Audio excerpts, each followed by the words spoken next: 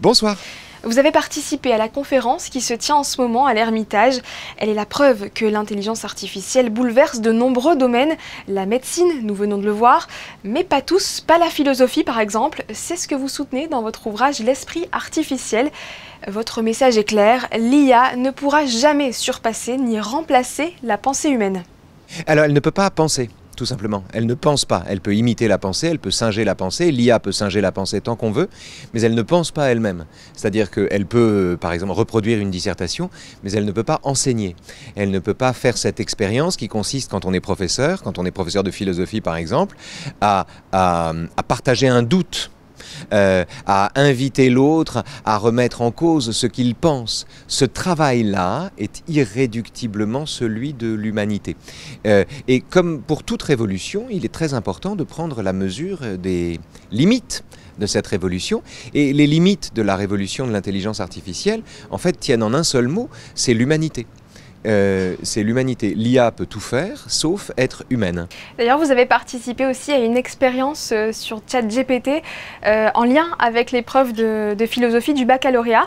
Vous avez clairement constaté les limites de cet outil. Et pour reprendre votre terme, le résultat n'est ni fait ni à faire. Non, alors ce qui est vrai, c'est que la dissertation, j'ai passé le bac contre la machine. La dissertation, le bac philo, la dissertation de la machine était nulle. Alors que le prompt contenait l'ensemble des recommandations ou des bons conseils que l'on peut trouver dans une année de cours, par exemple. Et pourtant, le résultat était très mauvais. Alors, le prompt était mal rédigé et on peut penser qu'une IA correctement informée ou correctement renseignée peut fabriquer quelque chose qui ressemble à une dissertation. Mais ça n'a rien à voir avec le fait de penser, avec le fait de transmettre au cours d'une année de dialogue la technique de la dissertation, la technique intuitive de la dissertation. Je vous donne juste un exemple. Un bon élève, face à un sujet de dissertation, que fait-il? Il commence, son premier réflexe, c'est d'oublier ce qu'il sait. C'est de faire un pas de côté, c'est de prendre un peu de recul pour fabriquer la problématique de son sujet et pour aborder cette question avec un œil candide. C'est ça le travail de l'élève. Or, c'est très exactement ce qu'une IA ne fait pas. Face à un sujet de dissertation, la première question que l'IA se pose, c'est « que sais-je sur le sujet? Quelles sont mes connaissances ?» Elle mobilise ses connaissances. Elle se conduit comme un mauvais élève. On sait aussi que le cerveau est un muscle qui doit être entraîné. Est-ce que l'assistance de l'IA, je pense donc à ChatGPT, nous rendra pas un peu plus fainéants et voire plus bêtes? La totalité de nos outils, si vous voulez, on pouvait le dire aussi de l'écriture. Platon lui-même, il y a 2500 ans, le disait de l'écriture. Il expliquait, c'est à la fin d'un dialogue qui s'appelle le Phèdre, il expliquait que l'invention de l'écriture était contemporaine d'une perte de la mémoire.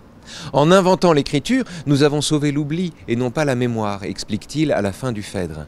Et c'est une expérience qu'on retrouve aujourd'hui, par exemple, quand on prend en photo un événement auquel on participe, on ne le prend pas en photo pour s'en souvenir, on le prend en photo pour l'oublier, pour pouvoir l'oublier ensuite.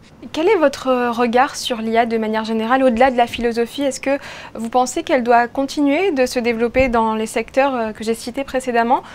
Est-ce que nous pouvons craindre aussi qu'elle nous dépasse un jour? Le rêve que l'IA nous dépasse est un rêve vieux comme l'humanité entière. C'est ça qui est intéressant. Les gens qui disent l'IA va nous dépasser ont le sentiment de se poser une question du 21e siècle, alors que c'est une question qu'on se pose depuis le mythe de Pygmalion.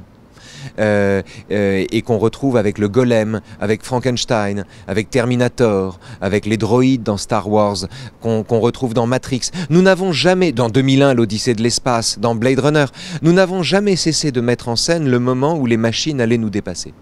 Nous n'avons jamais cessé de nous raconter cette histoire-là. Or, c'est à la fois un faux problème et une mauvaise question.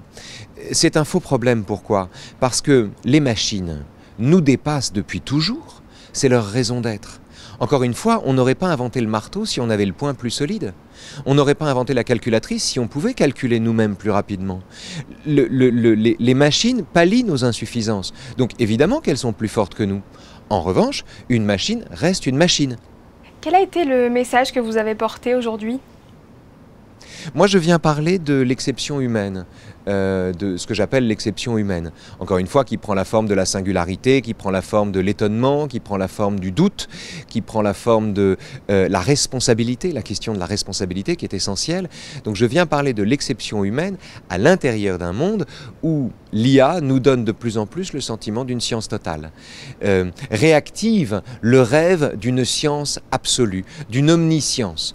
On ne peut pas faire le tour de l'humanité. L'humanité n'est pas une science exacte. Quand on a tout dit de quelqu'un, il reste encore tout à en dire. Et ça, l'IA ne le comprend pas. Alors terminons sur cette jolie phrase. Merci beaucoup Raphaël Endoven d'avoir été notre invité. Bonne soirée.